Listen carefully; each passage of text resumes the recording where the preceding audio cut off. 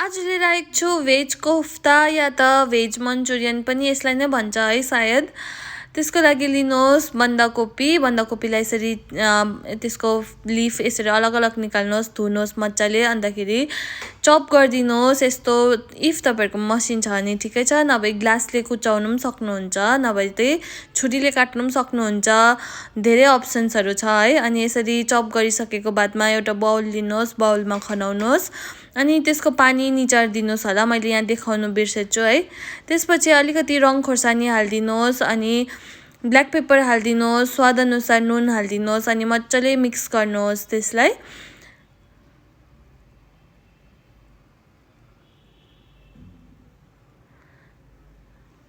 अनि यसरी मजाले मिक्स गरिसकेको बादमा यसमा हालिदिनुहोस् 3 चम्ची मैदा, 2 चम्मच कर्नफ्लावर। यो चाहिँ घटबड गर्न सक्नुहुन्छ तपाईहरुले तपाईहरुको कोपीको क्वान्टिटी अनुसार है, कतिजनालाई पकाउनु हुँदैछ त्यो अनुसारले घटबड गर्न सक्नुहुन्छ।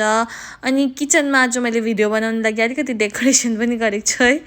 त्यसपछि यसलाई यसरी मजाले मिक्स गरिदिनुहोस्। मिक्स गर्नु सक्नुको बादमा हातले चम्चीले मिक्स गर्दा अलिकति चित्तै बुझेन, त्यसपछि फेरि मैले हातले पनि मिक्स गरेको छु। फेरि डल्लो डल्लो बनाउनु लागि त हातै युज गर्नुपर्छ, चम्चीले पोसिबल छैन। अनि यसरी डल्लो डल्लो बनाउनुहोस्। त्यसपछि चाहिँ तातो तेलमा फ्राई गरिदिनुहोस्। अनि यो फ्राई गर्दा चाहिँ एकदम पेसेन्स राखेर गर्नुहोस् होला। एकैचोटि आगो ठुलो बनाएर नगर्नुहोस्, किनकि बाहिर बाहिर डढ्छ, फेरि भित्र पाकेकै हुँदैन है। अनि यसरी मजाले रातो हुने गरी फ्राई गर्नुहोस् अनि निकालिदिनुहोस्।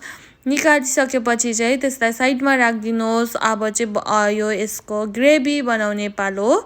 त्यसको लागि मैले लिएको छु 1-2वटा सब्जी, जस्तै प्याज, टमाटर, खोर्सानी अनि जुन चाहिँ स्प्रिङ अनियन हुन्छ त्यसको फेदको पार्ट चाहिँ यसरी काटेर ल्याएको छु। अनि माथि लिफी पार्ट हुन्छ त्यो चाहिँ गार्निसिङ गर्नु लागि अलग्गै राखेको छु।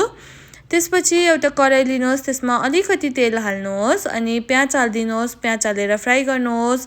त्यसपछि चाहिँ स्प्रिङ अनियन जुन चाहिँ गाजर छ, गाजर अघि देखाउनु बिर्सेछु र फेरि देखाउँदैछु है। गाजर हालिदिनुहोस्। गाजर हालेर पनि मजाले चलाउनुहोस्। स्प्रिङ अनियन पनि हालिदिनुहोस्। त्यसपछि हालिदिनुहोस् टमाटर अनि खोर्सानीलाई चाहिँ लास्टमा हाल्नु राख्नुहोस् होला। फेरि फर्स्टमा हाल्नु भयो भने सबैजना हाच्छ्यौँ गरेर त्यहीँनिर अन्त साह्रो पर्ला। अनि त्यसपछि चाहिँ लास्टमा हालिदिनुहोस् खोर्सानी हालिसकेको बादमा यसरी मजाले चलाउनुहोस् है। अनि हालिदिनुहोस् हल्दी अलिकति। त्यसपछि हल्दी हालेर पनि एकछिन भुट्नुहोस्। अनि चाहिँ हालिदिनुहोस् रङ खोर्सानी, जिरा पाउडर अनि अदुवा लसुनको पेस्ट हालेर चाहिँ एकछिन पकाउनुहोस् मसलालाई। सब्जी चाहिँ बेसी नै यसरी फर्स्ट पकाउँदा नपकाउनु होला, किनकि ग्रेभी हालेर पनि एकछिन पाक्छ है। अन्त फेरि नभए बेसी सगी हुन्छ। अनि स्वादअनुसार नुन पनि हालिदिनुहोस् अनि अलिकति चिनी हाल्नुहोस् टेस्टलाई इन्हान्स गर्नु लागि।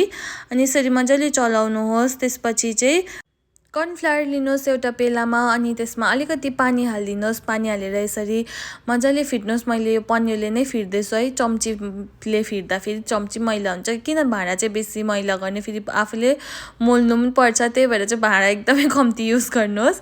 अनि फेरि त्यही पेला लिएको छु, त्यही पेलामै अलिकति सोया सस, चिली सस अनि टमेटो केचप हालेर यसरी मिक्स गर्नुहोस्।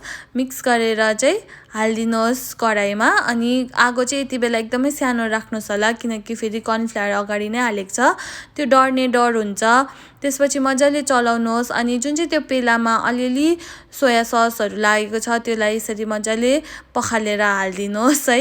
भाँडा चाहिँ म एकदमै कम्ती युज गर्ने सजेस्ट गर्छु, किनकि आफै पछि मोल्नु पर्छ, आफैलाई दग्दी हुन्छ। त्यसपछि चाहिँ यसरी ससलाई मजाले एकछिन उमाल्नुहोस् यस्तो ग्रेभी टाइपको। अनि चाहिँ हालिदिनुहोस् जुन चाहिँ त्यो अघि बनाएको पकौडा जस्तो त्यो हालिदिनुहोस्। त्यो हालेर मजाले मिक्स गर्नुहोस्। त्यसपछि चाहिँ माथिबाट जुन चाहिँ त्यो स्प्रिङ अनियनको लिफ हामीले मसिनो काटेर राखेको छ त्यो पनि माथिबाट हालेर एकछिन 2-3 सेकेन्डको लागि चलाउनुहोस्। अनि चाहिँ निकालिदिनुहोस् अनि तातो सर्भ गर्नुहोस्। रोटी भात जेसँग सर्भ गर्दा पनि हुन्छ, या त यही मात्रै खानु पनि सक्नुहुन्छ है।